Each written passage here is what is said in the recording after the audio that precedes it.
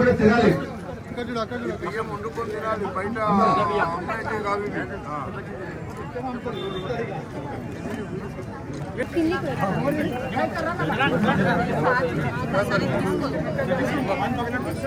అమ్మా ఏం పేరమ్మా?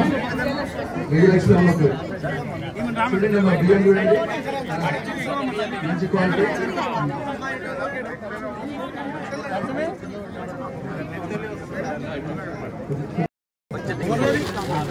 ఏం పేరమ్మా? స్వాతి. చూడమ్మా బియ్యం చూడు. అవునయ్యా, ఎప్పుడు ఇట్లా లేకపోతే నాకు ఎప్పుడు ఫోన్ చేసి ఇయ్యాలనే కాదు, ఎప్పుడు ఉండాలి, ఎప్పుడు అట్లే ఉంటుంది. ఎక్కడ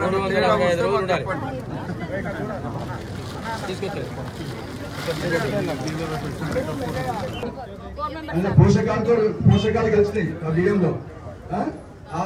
గింజలు మీరు వేరేయద్దు, తినాలి.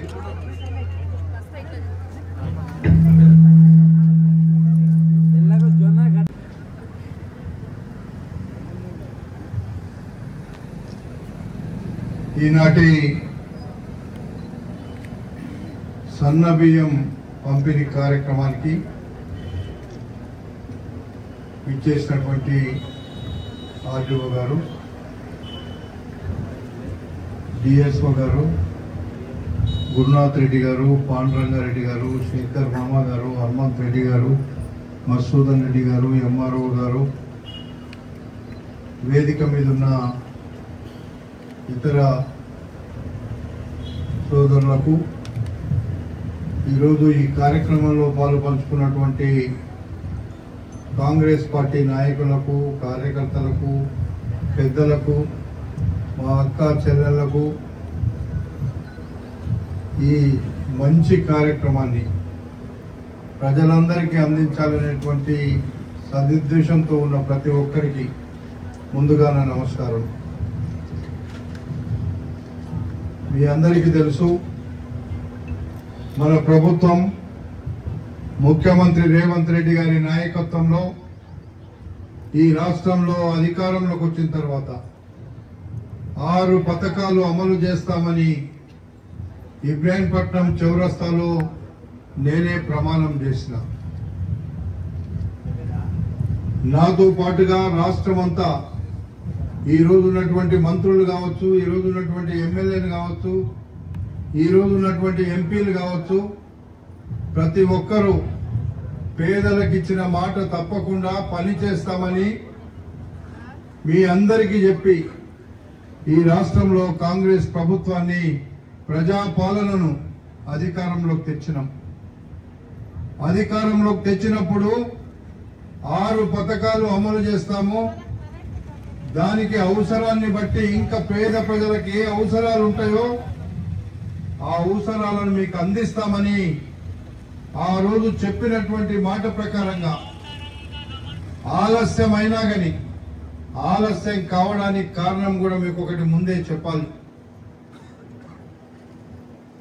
ప్రభుత్వం వచ్చిన వెంటనే మేము ఈ పథకాలు ఇస్తామన్నాం. కానీ మేము వచ్చే నాటికి 7 లక్షల కోట్ల రూపాయల అప్పులను ఈ రాష్ట్రంలో ఉండేటువంటి 10 సంవత్సరాలు గతంలో పాలించినటువంటి పాలకులు మన నెత్తిలో పెట్టినారు. ఆ నెత్తిలో పెట్టినటువంటి అప్పును, వడ్డీని, అసలును కట్టుకుంటా మేమిచ్చిన పథకాలన్నీ ఎలా అమలు చేయాలో అంచెల వారీగా అమలు చేయడానికి ప్రభుత్వం ముందు పోతుంది.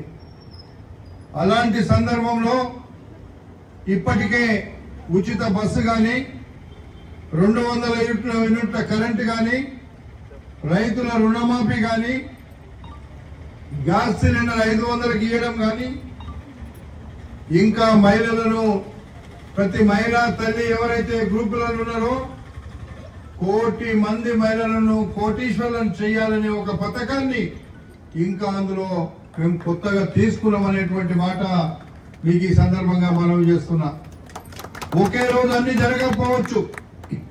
10 సంవత్సరాలు ఈ రాష్ట్రాన్ని మిగులు బడ్జెట్ తో ఉన్నటువంటి తెలంగాణ రాష్ట్రం ఇస్తే ఆ రోజు మేము అన్నాం, తెలంగాణ వస్తే తెలంగాణ సంపదను, తెలంగాణ నీళ్లు లేనటువంటి పేద ప్రజలకు పంచి పెడతాము. ఆంధ్ర ప్రాంతంలో అడుగు అడ్డం పెడితే పంటలు పండుతాయి. తెలంగాణ ప్రాంతంలో పేద ప్రజలకు ఏమీ లేదు. ఆ సంపదను పేద ప్రజలకు పంచుతామని చెప్పినాం. మేము వచ్చే నాటికి పేద ప్రజలకు పంచక ముందే 7 లక్షల కోట్ల అప్పు, వడ్డీ కట్టడానికి డబ్బులు లేని పరిస్థితిని తీసుకొచ్చి పెట్టిన దరిద్రులు మన మీద ఈ రోజు రకరకాలుగా చెప్తున్నారు. మేమేం పథకాలు ఇస్తుంటే నేనంటున్నా, ఈరోజు మనకు హక్కు, తెలంగాణ మన హక్కు, తెలంగాణ రాష్ట్ర సంపద మన పేదవాళ్లకు అందాల్సినటువంటి హక్కును మనం సద్వినియోగం చేసుకోవాల్సినటువంటి అవసరం ఉంది. అందుకే మేము ఈరోజు వచ్చే తెలంగాణ సంపదను